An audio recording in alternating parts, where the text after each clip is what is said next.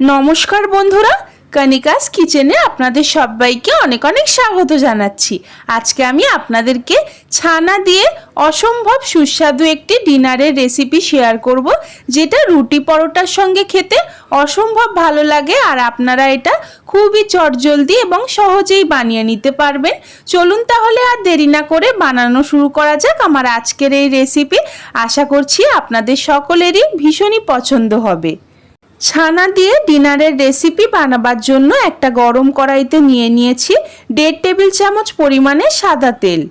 তেল প্রথমে খুব ভালো করে গরম হয়ে গেলেই দিয়ে দিয়েছি 1/2 চা চামচ পরিমাণে গোটা জিরে, 2টো ফাটিয়ে নেওয়া ছোট এলাচ, 2টো লবঙ্গ, অল্প পরিমাণে দিয়ে দিচ্ছি দারচিনির টুকরো, একটা দিয়ে দিচ্ছি তেজপাতা। ফোড়নটাকে এবারে একটু ভাজা হতে দেব। ফোড়ন থেকে সুন্দর গন্ধ বেরোতে শুরু করলেই দিয়ে দিচ্ছি 2টো ছোট সাইজের কুচিয়ে নেওয়া পেঁয়াজ।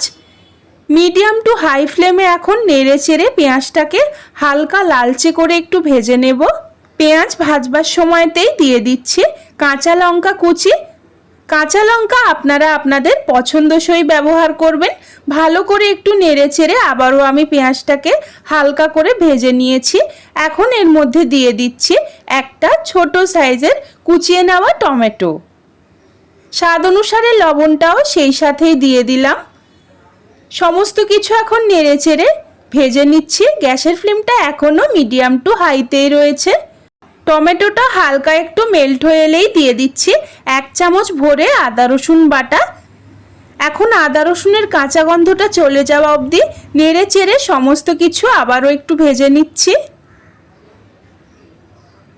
আদা রসুনের কাঁচা গন্ধটা চলে গেলেই দিয়ে দিচ্ছি 1 চা চামচ পরিমাণে জিরে গুঁড়ো, 1 চা চামচ পরিমাণে ধনে গুঁড়ো,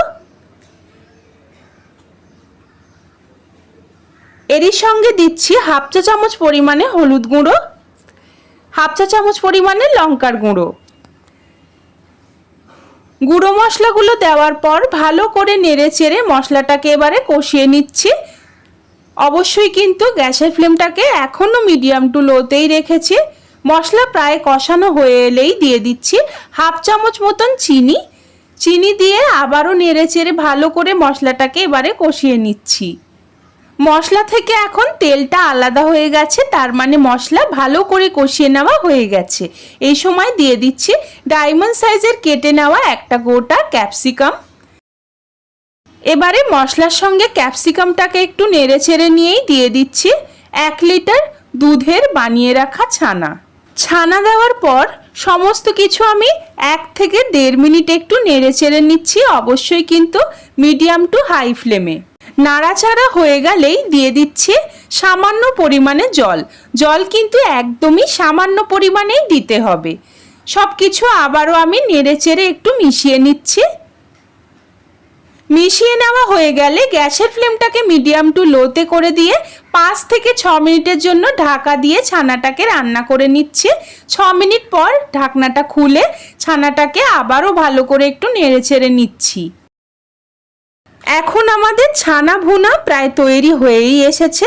ফাইনাল টাচের জন্য দিয়ে দিচ্ছি অল্প পরিমাণে হাত দিয়ে ক্রাশ করে নেওয়া কসুরি মেথি। কসুরি মেথি দিয়ে ভালো করে নেড়ে চেড়ে নিলেই কিন্তু আমাদের দারুণ সুস্বাদু ছানা ভুনা একদমই তৈরি। গ্যাসের ফ্লেমটাকে অফ করে দিয়ে এবার আমি ছানা ভুনাটাকে নামিয়ে নিচ্ছি। রুটি পরোটার সঙ্গে খেতে কিন্তু এই রেসিপিটি দুর্দান্ত লাগবে। আজকে আমার এই ছানা ভুনা রেসিপিটি যদি আপনাদের ভালো লেগে থাকে তবে একবার এইভাবে বানিয়ে আমাকে কমেন্ট করে জানাতে ভুলবেন না যে আপনাদের কেমন লাগলো।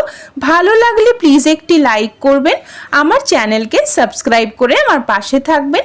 পাশে থাকা বেল আইকনটিকেও প্রেস করে দেবেন যাতে চ্যানেলে আমি যখনই কোনো নতুন ভিডিও দেব আপনারা সবার আগে দেখতে পেয়ে যান। আমার এই ভিডিওটিকে বন্ধুদের সঙ্গে বেশি বেশি করে একটু শেয়ার করে দেবেন। আজকের মতন এই পর্যন্তই। ধন্যবাদ।